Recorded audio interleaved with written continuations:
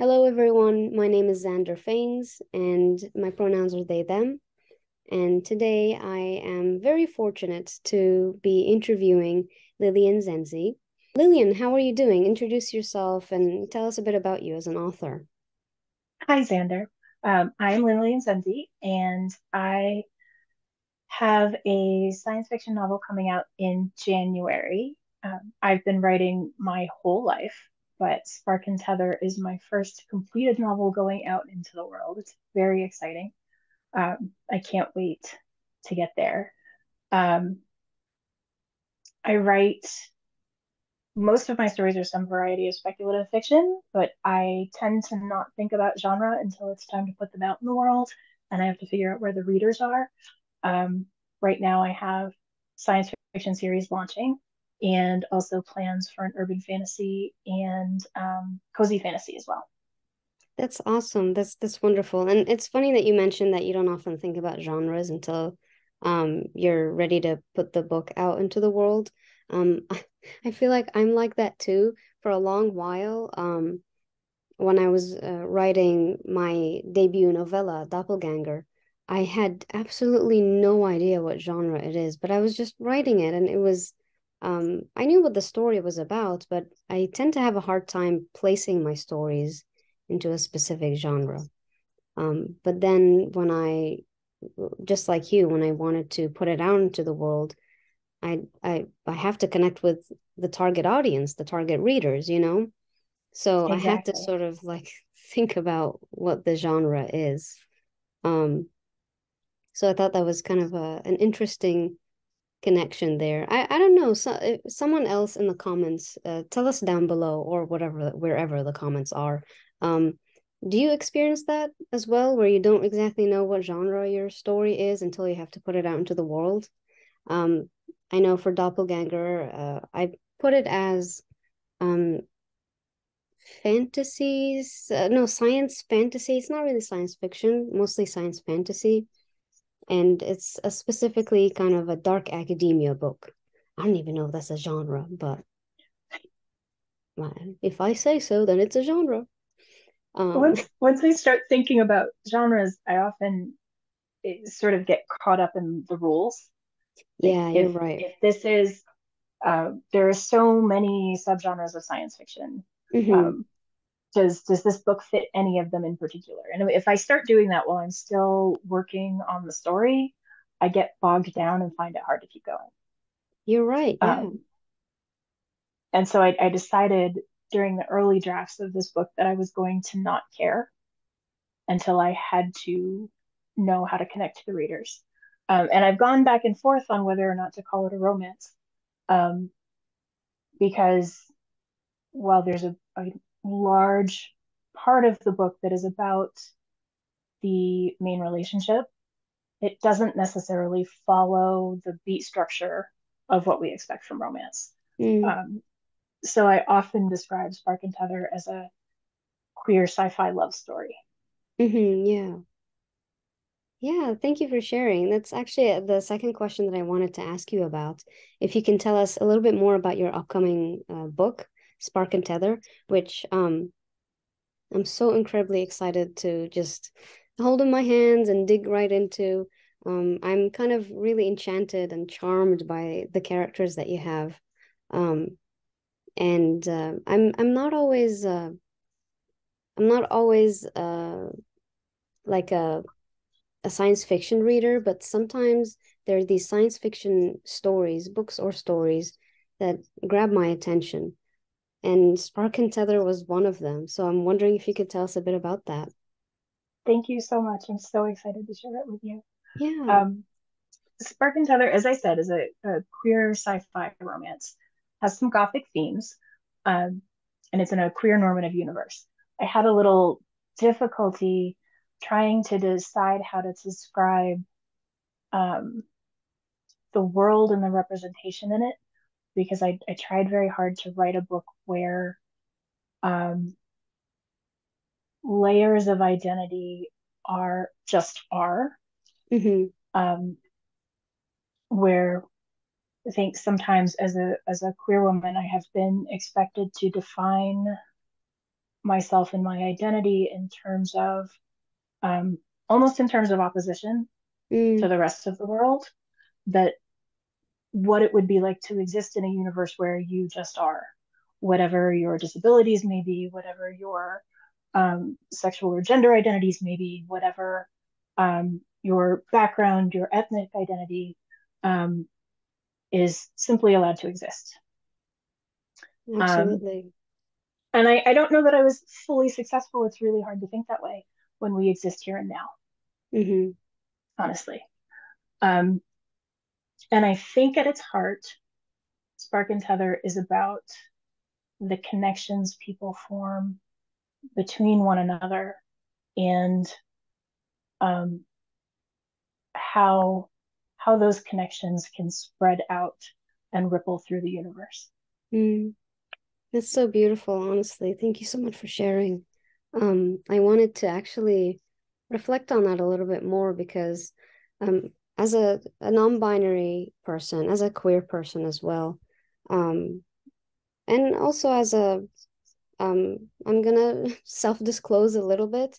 I'm from a different ethnic background, so I really kind of connected with how you're mentioning that we have to, we tend to live um, in opposition as if being cisgender and heterosexual and from a dominant culture is the default, and then everything else is everything else.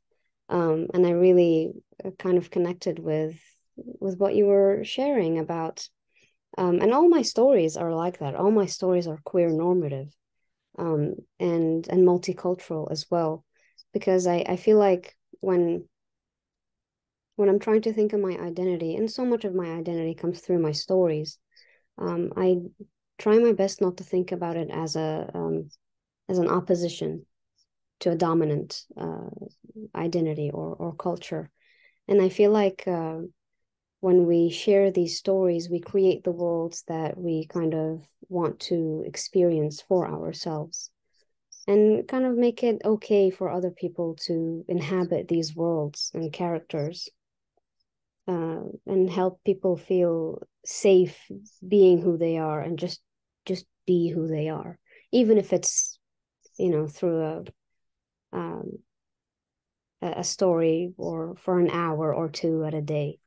Um, and I really appreciate you sharing that. Thank you so much. Thank you. I loved Doppelganger, by the way. Oh my God, thank I didn't you. mention. um, I haven't read. I love the idea of dark academia and haven't read Mm. very much of it at all yet. I thought it was a very sweet story and really gently and thoughtfully and carefully handled the themes of trauma and healing. Oh, I thank thought you. that was really beautifully done.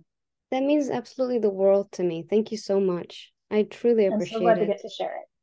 Thank you. That means the world to me because I feel like I tried to address because in Doppelganger there is a thread of trauma and resolving trauma, and a little bit of a thread of addiction as well.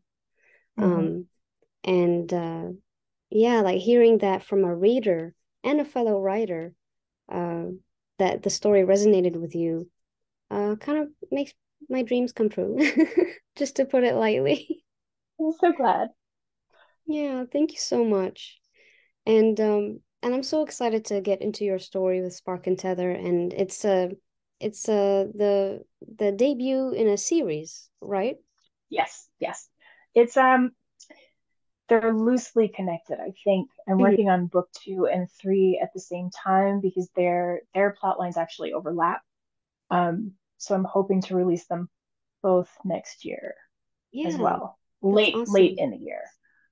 Spark and Tether serves as a little almost a prequel to the two of them. Mm, I see.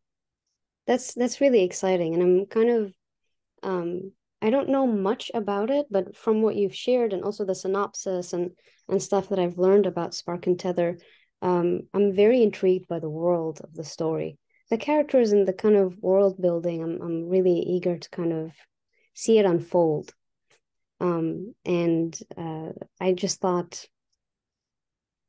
and it's kind of charming to read about stories that, like you mentioned, they don't particularly have a genre, but that's okay because you don't always have to have a genre to make it work, you know? Um, I feel like genres are just like as a way to sort of connect with potential readers, you know? Yes, yes. And I wanted to ask, we before I get going to any tips you have for upcoming authors, is there anything else that you'd like to tell us about? I have a cozy fantasy novella that's currently available, I think, just about everywhere, called Metamorphosis in Gold and Green. And I think it is cozy fantasy. I think my writing style stays fairly consistent across genres. So Mm-hmm. if you like the fantasy novella, you'll probably like the science fiction as well. Um, and I am developing what I hope will be my next web serial, which is a queer normative urban fantasy with a vampire librarian main character.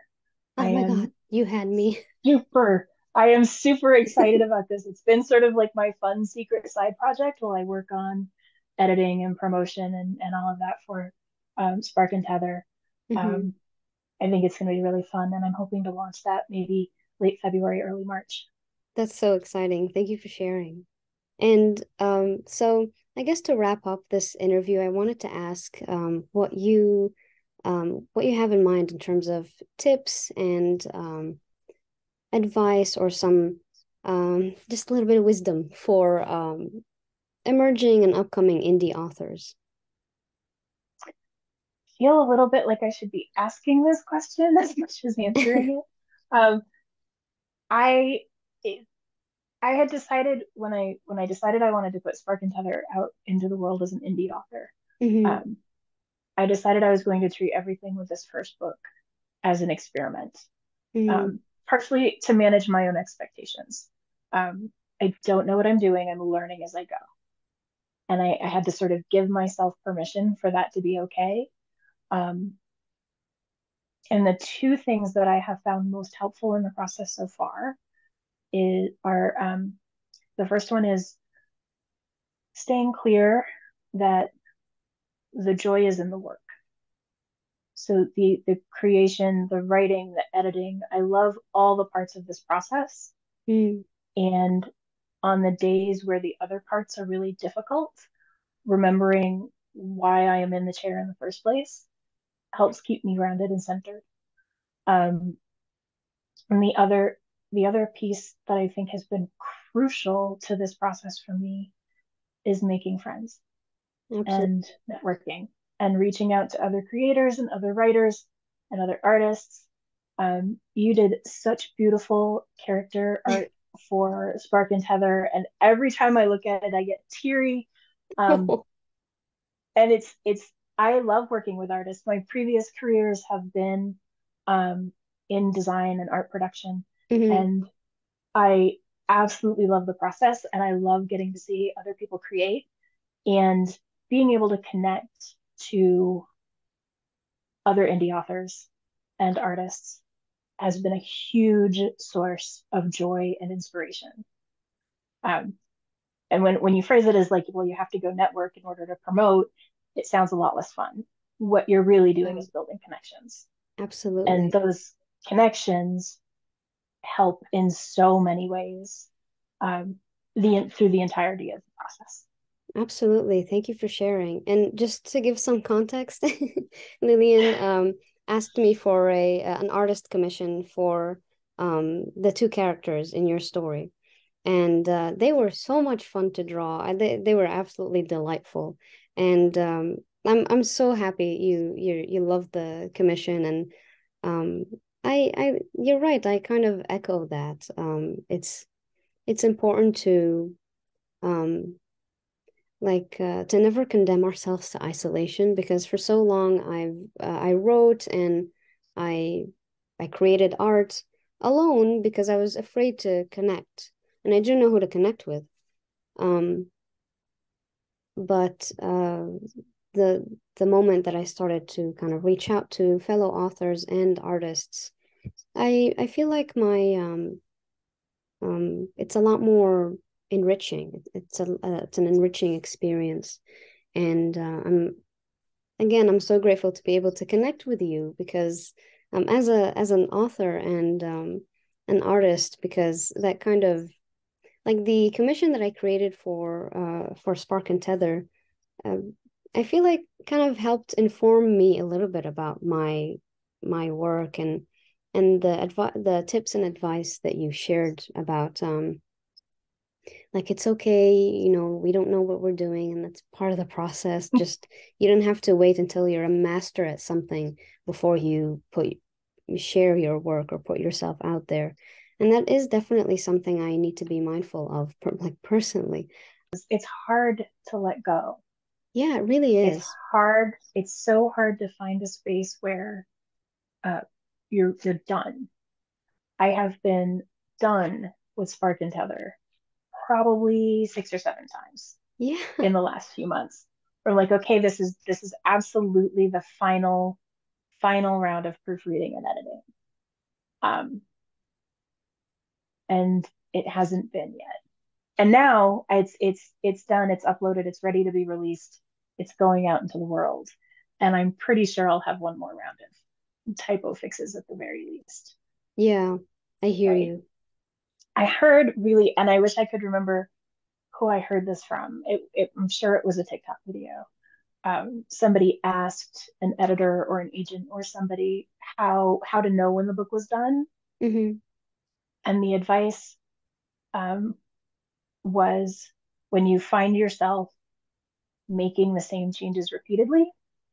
If Mm, there's that one word you keep changing back and forth, or if you're doing line level edits that don't actually change anything of significance in the story, it's done. It's time to let it go.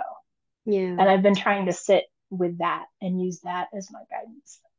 But definitely. it's hard. It is really hard, but it is a skill that we have to practice, and the more we practice it, the better Absolutely. we'll get at it. Yeah, that's wonderful feedback. Thank you so much.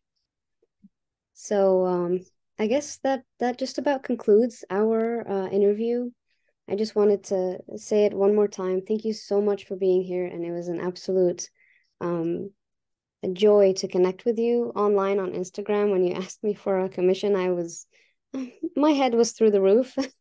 Oh, Um, it really was a surreal experience, and it's even more surreal to be able to interview you here through the Order of the Bookish. So I just wanted to thank you again so much for being here, and thank you to.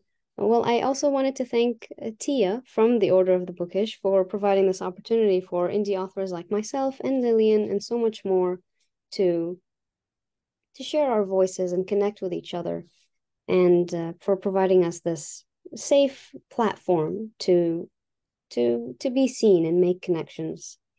And if anyone's interested, please reach out to Tia or maybe to myself. Can I say this? I don't know. If you want to cut this out in the edit, Tia, feel free. But thank you all so much for watching. Thank you, Lillian, for being here.